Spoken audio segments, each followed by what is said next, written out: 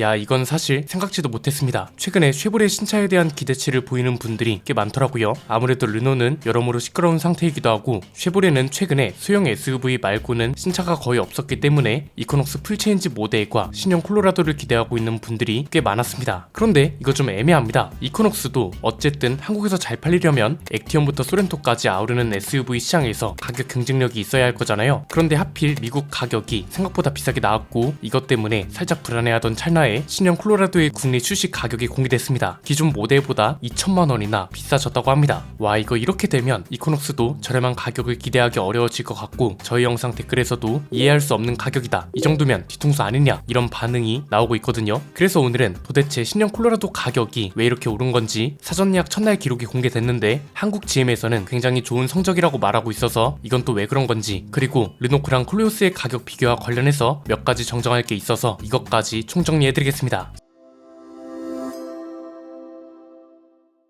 신형 콜로라도 국내 판매 가격이 7,279만원부터 풀옵션 모델은 무려 7,800만원을 넘습니다. 이전 모델하고 비교하면 무려 2천만원이나 오른 건데 생각지도 못한 가격이죠. 이게 소비자들 입장에선 이해가 안 될 수밖에 없습니다. 기존에는 3.6L V6 엔진이 들어갔고 이번엔 2.7L 4기통 터보 엔진이 들어갑니다. 차체 크기가 커지고 실내를 최신 사양으로 업그레이드 했다고 하지만 이건 어느 브랜드든 풀체인지를 할 때 당연히 하는 것들이고요. 물론 엔진 성능 자체는 이전보다 최대 토크가 향상됐다고 하는데 그렇다고 해도 2천만원이나 비싸지는 건 소비자들 입장에선 납득하기 어려운 게 사실입니다. 그런데 또 한국 GM에서는 반응이 반대입니다. 국내 출시 하루 만에 400여 대가 계약됐다고 표현하더라고요. 한국 GM 관계자는 뭐라고 했냐, 이전 세대 모델이 출시되는 시기에는 미국 정통 픽업 트럭에 대한 국내 소비자 이해도가 낮아 가격대가 현재보다 저렴함에도 불구하고 주저하는 모습을 보였지만 콜로라도와 픽업 트럭에 대한 소비자 인식이 변화하면서 신형 콜로라도에 많은 관심을 보여준 것으로 보고 있다. 이건 하루 동안 400대가 계약된 걸 긍정적으로 본다는 건데 왜 이렇게 보는 건지는 뒤에서 자세히 다뤄보도록 하고요. 물론 한국 GM이나 GM 미국 본사의 취지를 이해할 수 없는 가격은 아닙니다. 왜냐면 수입 판매하는 차종이 늘어나면서 어느 순간부터 프리미엄 전략이라는 걸 펼치기 시작했거든요. 한국 공장 비중이 줄어들면서 아예 수입 판매되는 차종들은 상위 트림 위주로 들여오는 방식이고 타오 같은 차들도 비슷한 선례를 가지고 있습니다. 그래서 가격이 높을 수밖에 없는 거고 오히려 미국 가격보다 저렴하다는 걸 어필하기도 합니다. 그런데 글쎄요, 사실이 그렇다는 것과 한국 시장에서 통하는 전략이냐 아니냐는 다른 문제입니다. 사실 한국 소비자들이 바라는 건 이게 아닐 겁니다. 판매량에서도 그게 드러난다고 보는데 콜로라도든 뭐든 어쨌든 쉐보레 차잖아요. 쉐보레는 국내 브랜드 통계로 잡히기 전에 대중 브랜드입니다. 대중 브랜드한테는 완전 플래그십 모델이 아닌 이상 합리적인 가격을 원합니다. 심지어 콜로라도는 타오처럼 초대형 SUV도 아니고 픽업 트럭이잖아요. 이게 지금 얼마나 비싸진 거냐면 지프 글래디에이터 기억하시죠? 이 차가 크기가 꽤 크고 V6 엔진이 들어갔습니다. 그런데 그렇다 해도 가격이 8천만원을 왔다 갔다 해서 출시 때부터 비싸다는 말이 많았습니다. 아무리 지프라도 어떻게 8천만원에 달할 수 있냐 이런 거였는데 지금은 또 1200만원 할인을 받을 수 있습니다. 그러니까 비싸다고 말이 많았던 글래디에이터보다 신형 콜로라도가 더 비싸다는 거죠. 풀체인지 되면서 얼마나 비싸졌는지 체감할 수 있는 대목이고요. 만약 현대기아차가 가격을 한 번에 이렇게 올렸으면 댓글창이 어땠을까요? 자, 콜로라도까지는 그렇다 칠 수도 있습니다. 프리미엄 전략을 주장하고 있고 프리미엄 전략이라는 게 또 대형차에 어울리는 전략이기도 하니까 이해할 수 있죠. 그런데 문제는 다른 차입니다. 특히 이코녹스 풀체인지 이 차가 좀 많이 걸립니다. 마침 지금 액티온도 그렇고 그랑 콜리오스도 그렇고 저렴한 가격이 필요하다는 꼬리표가 계속해서 따라붙고 있습니다. 그리고 이코녹스도 비슷한 급으로 나오는 차니까 당연히 저렴한 가격을 요구하고 있습니다. 그런데 지난번 영상에서 말씀드렸던 것처럼 미국 가격이 생각보다 비싸게 책정됐습니다. 엔트리 LT 트림이 4,100만원부터 상위 트림인 액티브와 RS는 4,700만원 정도라고 하잖아요. 아무리 크기가 좀 커졌다고 해도 이미 소렌토보다 시작 가격이 비싼 겁니다. 그런데 또 쉐보레도 어쨌든 판매량을 올리는 게 목표일 겁니다. 한국 GM 관계자들도 판매량이 많아야 좋은 건 당연하니까요. 그래서 이코녹스 미국 가격이 비싸긴 한데 그럼에도 판매량을 위해서라면 르노의 여론으로 반사 이익을 보고 싶다면 저렴하게 출시할 수도 있다는 희망 섞인 전망을 말씀드리기도 했습니다. 그런데 콜로라도가 이렇게 나와버리면 이코녹스도 합리적인 가격을 기대하기는 힘들지 않을까 싶습니다. 그럼 이 대목에서 궁금한 게 대체 왜 이렇게 나온 걸까요? 둘 중 하나입니다. 한국 소비자들이 뭘 원하고 있는지 제대로 파악을 못한 걸 수도 있고요. 미국 GM에서는 보시는 한국 판매량이 이 정도면 충분하다고 생각하는 걸 수도 있습니다. 그런데 일단 기사에서 공개된 내용을 보면 후자에 가깝다고 볼 수 있습니다. 앞에서 봤던 것처럼 하루 계약 400대로 만족하는 분위기잖아요. 비록 지금 가격대는 다르지만 참고하시라고 말씀드리자면 렉스턴 스포츠는 사전 계약 첫날에 1300대가 계약됐습니다. 이코녹스까지 이런 분위기라면 아예 저렴하게 액티언을 사거나 무난하게 스포츠지나 소렌토를 선택하는 사례가 많아질 걸로 보이고요. 이건 결국 현대기아차는 가만히 있어도 다른 브랜드들이 떠먹여주는 꼴이라서 우리나라 자동차 시장이 이렇게 가는 게 맞나 싶습니다. 왜냐면 소비자들도 명분이라는 게 있어야 합니다. 나는 현대기아차가 점유율 90%를 넘기는 게 말이 안 된다고 생각해. 나라도 다른 브랜드 차를 사야겠다. 이렇게 마음 먹었다 치자고요. 그런데 정작 살펴보니까 다른 브랜드 차 가격이 비슷하거나 오히려 비싸요. 그리고 뭐 정비 인프라나 차의 성능이나 옵션 사양 이런 걸 다 따져봤을 때 특별히 나은 점도 없어요. 기업이 자선 사업을 하는 게 아닌 것처럼 소비자들도 기부하는 게 아니기 때문에 굳이 확실하지 않은 차를 살 이유는 없거든요. 그리고 그 시장이 소비자들이 원하는 바가 뭔지 알고 있다면, 그리고 회사가 그 니즈에 충족되도록 제품을 출시해서 판매량을 높이고 싶은 의지가 있다면 굳이 가격을 비싸게 출시할 이유도 없고요. 그래서 뭐 르노 이야기는 최근에 많이 해서 그렇다 치더라도 쉐보레는 지금 이 상태면 모르겠습니다. 이전 콜로라도가 실내 디자인 같은 게 국내 소비자들 취향이 맞지 않아서 그런지 가격 자체는 수입차 치고 착하지 않았나요? 렉스턴 스포츠랑 비슷한 가격이었잖아요. 그렇다고 크기가 작은 차도 아니었고요. 그런데 뭐 200만원도 아니고 2천만원이나 올려버린다는 건 글쎄요. 실내 디자인이 많이 바뀌고 상위 트림과 옵션 위주로 들여왔다는 건 알겠지만 국내 소비자들이 이걸 얼마나 납득해 줄지는 모르겠습니다. GM은 한국을 생산 기지로만 생각한다고 해버리면 그만이긴 하지만, 그렇게 따지면 신차 출고고 뭐고 안 해야 하는데 그런 건 또 아니잖아요. 이렇게 되면 픽업 트럭 시장조차도 현대 기아차가 장악해 버리지 않을까 싶습니다.